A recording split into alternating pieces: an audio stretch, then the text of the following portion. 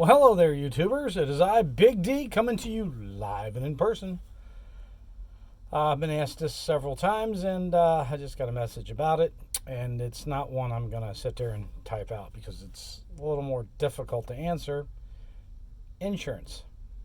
What kind of insurance? Well, that's going to depend on several things. First of all, are you going to be an expediter over the road, expediting in a Sprinter van? If that's the case, you're definitely going to need commercial insurance. Your carrier is going to insist on it. No way around it. Where do you get it? First, talk to the carrier. They may require you to use theirs. If you go to Barrett, for instance, you're going to use theirs. Load one, I do believe you're going to use theirs, and they take it out weekly out of your settlement. What is the cost of that kind of insurance? It's about $600 a month. Yeah, I know it's expensive, but that's what you're going to pay. So if you're going to get into expediting over the road, drive around and take freight from one state to another and sleep in your van and all that, that's the insurance you're going to have, guys. There's no way around it. It's a commercial vehicle. And most of the time when you purchase those vans, you're going to have to get a commercial loan. A lot of people don't tell you that. But they're commercial, so they will not give you private loan on it. It goes commercial. Now, if you been dealing with like a credit union for quite some time, bought several vehicles with them, they just probably don't pay any attention to it, and you just get it and go. Just so you know. Now, courier driving. Someone brought up logistics rookies being wrong.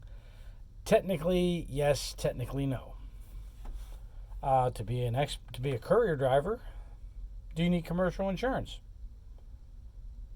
This is a gray area. Here's why. If you're going to start your own courier company, which I advise people not to do with coming out of the gate, but if you did, yes, you're going to need commercial insurance. That's right. You actually need a DOT also. A lot of people don't do that. And if something happens when the shit hits the fan, as we say, you find out how bad it gets quickly when the insurance washes their hands and walks away, and the DOT comes in and finds the crap out of you and everything else. So if you're going to start your own courier company, yes, you're going to need commercial insurance. Don't worry, though. If you get your DOT, they're going to require you to have it, which is the other thing I tell people. If you're going to run and get your own DOT, you're going to be required to carry that $500 to $600 a month commercial policy on your DOT as it ages. You may have never used it, but you have it. You have to keep that insurance in effect. Scary. Now, if you're going to drive for, let's say, a courier company, you're going to go and sign on with XYZ Courier Company, and you're going to drive for them as an independent contractor. Do you need, commercial insurance? Probably not. And that scares people and shocks them. But the thing is that here's why. Your own insurance works. I don't have commercial insurance on this van. I have my regular insurance. It costs like $45 a month or something. The people I work for will run your license to see your background, what your record looks like and all that, because they have the insurance. That's right. You have to actually sign them on to your insurance as a I can't think of the term for it, but you add them to your policy basically in case of an accident, and you're attached to their policy. There you go on that answer. It's very simple. You're going to be attached to theirs, and you may not even know it. That's why they worry about they check your driving history and all that all the time. Their insurance. If their insurance wasn't responsible for you, they could give flying rats behind. They don't care. So basically speaking, their insurance is going to be involved. In other words, you have an accident. Here's how this works. They go to the deeper pocket. They're going to go to the company to sue them. They're going to sue you, but they're going to them too. So both policies bind together. That's why you're on theirs. So they get covered. They don't really care about you. They're covering their own butt. And you'll probably have cargo insurance, and you'll pay for that. And a lot of people rip you off on cargo insurance. And the expediting world, that's got cargo insurance already in it, probably $1 million. Mine runs me $10 bi-weekly, $20 a month. Cost of doing business. Now, for those who have listened to what I've said about, building your credit, several have bumped their scores 80 to 100 points. Yeah, it actually works. Scary as it may sound, but it does work. And I'm glad it's working for you now. I'm not going to say the subscriber's name, but a big shout out to the guy. He knows who he is. Has started out making $2,500 a week as a courier. He works 6-7 nights a week. Remember what I said? You put in the time, you'll make the coin. Well, he is, and he's making it. What's he driving? $7,000-8,000 car. That's all. You can do that too. You don't have to go out and buy a van to be a courier. You have to be an expediter, but not as a courier. Use your car. Now, that doesn't mean you go out there and get the biggest Crown Vic Ford or Grand Marquis or whatever the biggest thing with the big V8 and everything, because you're going to go broke fast if you do, because the gas mileage is going to suck. You got to get good gas mileage. And you're going to have to find where to buy your gas at. Gas Buddy works well for that. Pilots, speedways, anything with reward cars, 2-3 cents off a gallon, get points, blah blah blah. Yeah, that I use all that crap, and you need to also. So I hope that answers your insurance question. We've hit over 1,000 subscribers, so we're going to start going live. The live and in person will mean I'll actually be talking to you live. Scary as that is, but yeah. Insurance is a tricky thing. I've heard all kinds of horror stories in insurance. Here's one that's really funny. Had a guy wanting to be an expediter, lived in one state, used an address in another state, like his sister's address, and had the insurance done there. The carrier knew it. The carrier doesn't care. It's your butts in the sling, not theirs. Here's what, people don't look at the down the road what happens when you do stupid stuff like this. It's a felony. It's called insurance fraud. And the state is going to come after you too. Why the state?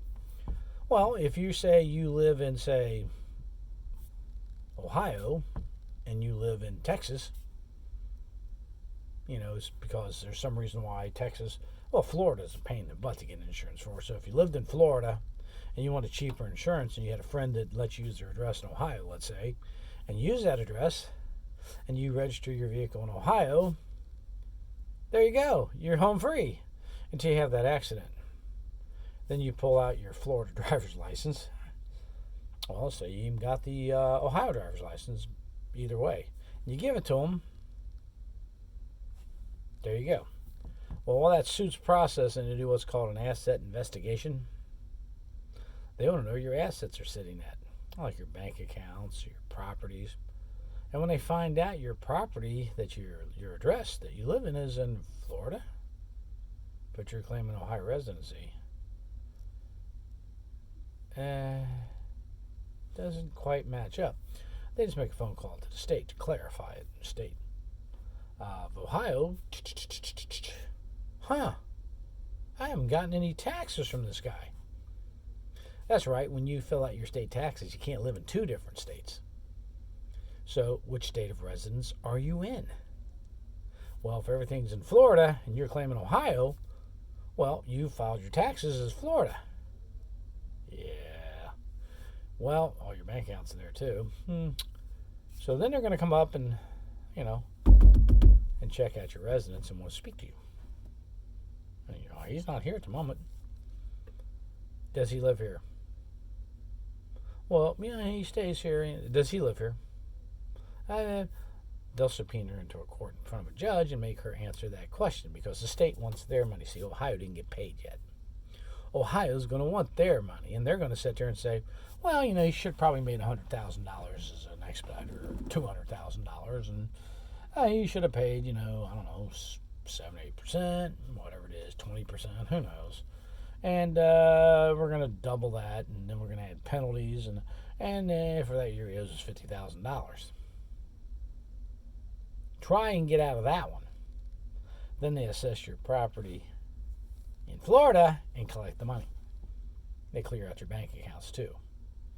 So lying about things to get insurance is never good. It can cause you all kinds of legal issues. Don't do that. It's always best to be upfront and honest. So if you're going to start out, let's say 2021 as a courier, it's a little slow out here for most people right now. I'm still doing my thing, but a lot of people have talked about it slow. It is this time of year. So as it is an expediting, it's not the time of year you come out. But let's say you're going to.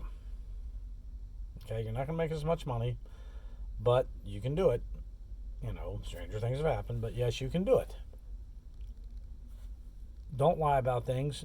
Get your van or car, or use the car you already have. I've suggested that. If you got a car that's, it's worth $7,000 or whatever, use it. Don't use the $35,000 and drive and see if you actually like this. Don't go get your DOT, start your own business, and start knocking on doors trying to get business. Sounds great until you don't get any. And then you find out you don't even like the job, or they don't pay you for 60 to 90 days, and you go broke. These are the pitfalls of starting your own business. And by the way, the states and them want their taxes when they're due. So if you don't pay them, they penalize the crap out of you. So insurance, go work this year. If you're going to get into this business and you're going to get into expediting, work for a carrier. Zero cost for you, basically, up front. Go work for them. See if you like it. I'll tell you, expediting, for instance, has a huge turnover. So does couriering, by the way. But expediting, within the last 3 years that I was in it for 3 years, I became an old timer. 3 years. Actually, I did it a year and a half. I was an old timer. Actually, a year. The people that, just at Barrett, which is a great company, I can name 25 people who left in that 3-year period. There you go. Courier driving is a revolving door. That's why there's always opportunities to get in. Because most people, if they did get in, they watched that stupid video about make $100 a package or get yourself some used vans at auctions and get out there. Really? And then they drive their nut up so high that they, it's nuts. The money that they make up just to pay their overhead needs to break even, and then they don't make it. It's cheaper in couriering if you use your own vehicle and keep your own insurance, and you're bound under the courier company's insurance. You're doubly insured, you just didn't know it. That's better. If you're an expediter, you buy a Sprinter van, say, and it's $1,000 a month payment, so you're at $1,600. Maybe $2,000, between $1,600 and $2,000. Just round up $2,000. You got to make $500 a week to break even. Yeah. Then you have the maintenance, wear and tear, and everything else you're going to pay for. So before you jump into the water, be sure you like it. Big D saying, subscribe, like, share this channel. We're at 1,000. We're going to start doing live. But I hope that answered your insurance questions. If not, hit me up. I'll see if I can answer it. I'm not an agent, but I do know what they're doing and why behind the scenes. Later.